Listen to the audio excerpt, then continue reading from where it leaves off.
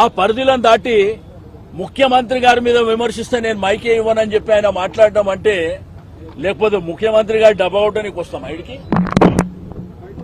2 సంవత్సరాల కాలంలో మీరు ఒక్క ప్రాజెక్టు కూడా మీరు టేకప్ చేయకుండా ఈడ వచ్చి ఇష్టం ఉన్నట్టు మాట్లాడితే మాకు కూడా మాట్లాడేటువంటి అవకాశం కావాలని మేము అడుగుతుంటే, మరి మాకు అవకాశం ఇవ్వకుండా స్పీకర్ గారైతే ఆ తల కూడా మా సైడు అంటే లెఫ్ట్ సైడ్ చూసే ప్రయత్నమే చేయరు. మేము అనేకమైనటువంటి శాసనసభలు చూసినాం. 30 ఏళ్ల నుంచి శాసనసభ చూస్తున్న అంతమంది స్పీకర్లను చూసినాం.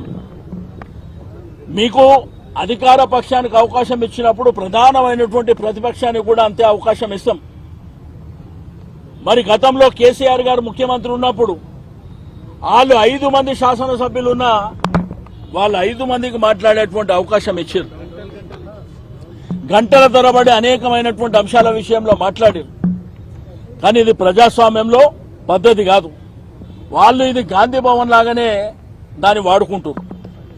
గాంధీ భవన్ లో నా ఇష్టం ఉన్నట్టు నేను మాట్లాడుకుంటా, ఎవడు పడితే వాడు మాట్లాడవచ్చు అని అట్లా ఆ పద్ధతిలో వాడుకుంటున్నారు. దీన్ని మేము తీవ్రంగా ఖండిస్తున్నాం. శాసనసభని శాసనసభగా మీరు అదే పద్ధతిలో శాసనసభ ప్రకారమే నడవనిస్తే మేము హౌజ్లోకి వస్తాం తప్ప మీ ఇష్టం ఉన్నట్టు గాంధీ భవన్ లాగా నడిపిస్తే మాత్రం వచ్చే ప్రసక్తే ఉండదు అక్కడ.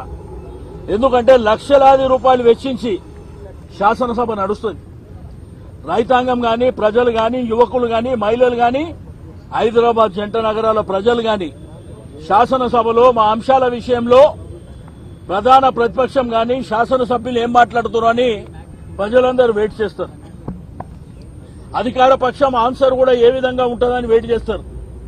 అవన్నీ కాకుండా బుల్డోజ్ చేసి మా ఇష్టం ఉన్నట్టు మేము చేసుకుంటాం. మాకు మా ప్రభుత్వం ఉన్నది కాబట్టి చాలా మందిని చూసినాం. ప్రభుత్వాలు అనేది శాశ్వతం కాదు. చరిత్రలో అనేకమైనటువంటి ప్రభుత్వాలు వచ్చినాయి. ఏదో రాచరిక పాలన కొనసాగించాలంటే తప్పకుండా ప్రజలు బుద్ధి చెప్పేటువంటి సమయం కూడా ఆసన్నమవుతుందని చెప్పి నేను ఈ సందర్భంగా తెలియజేస్తా అన్నాను. ముఖ్యమంత్రి గారిదేమో విచిత్రం. ఒకవైపున సూచనలు ఇవ్వమంటాడు, సలహాలు ఇవ్వమంటాడు, మీ అభిప్రాయాలను గౌరవిస్తా అంటాడు, మళ్ళా వెంటనే తిట్టేటువంటి బూతు మాటలు ప్రయోగించే ప్రయత్నం చేస్తాడు. కంపు ఉన్నదంటే నీకే కంపు ఉన్నది కదా, నువ్వు మాట్లాడిన దాంట్లోనే కంపు ఉన్నది కదా. మాట్లాడిన ఏ శాసనసభ్యులు కూడా ఇన్క్లూడింగ్ మా ఉపనాయకుడు హరీష్ రావు గారు కూడా మాట్లాడినప్పుడు ప్రభుత్వాన్ని విమర్శ చేయలే. ఆయన కొన్ని సూచనలు మాత్రమే చేసిండు. మేమెక్కడన్నా ముఖ్యమంత్రి గారు ఇంత లెంతీగా మాట్లాడేటప్పుడు షార్ట్ డిస్కషన్ అయినా పెట్టాలి.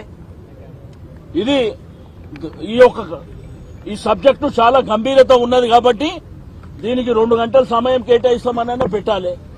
మైక్ ఉన్నదని చెప్పి మీ ఇష్టం ఉన్నట్టు మాట్లాడి మీరు వెళ్ళిపోతే అంటే మా గొంతుకు అవసరం లేదా? కాబట్టి మేము మరి ఇక్కడికి వచ్చి అమరవీరుల స్తూపం దగ్గర మా నిరసన తెలియజేయడానికి ఇక్కడికి రావడం జరిగింది.